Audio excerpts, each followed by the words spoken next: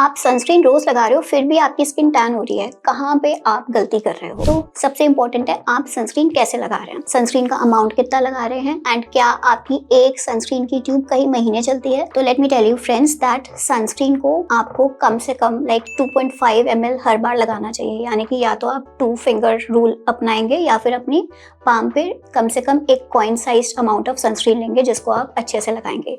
Sunscreen एक बार लगाना काफी नहीं होता, उसको रिपीट भी करना चाहिए। तो you have to reapply your sunscreen every 3 to 4 hours and sunscreen indoors और आउटडोर्स दोनों लगाना है। एंड सनस्क्रीन अकेले लगाना काफी नहीं होता, अगर आप दिन में उस टाइम पे बाहर हैं जब सन बहुत ज्यादा हाई अपनी पीक पे होता है, जैसे 10 AM to 4 PM, तब आपको एक्स्ट्रा सन प्रोटेक्शन मेजर्स लेने हैं।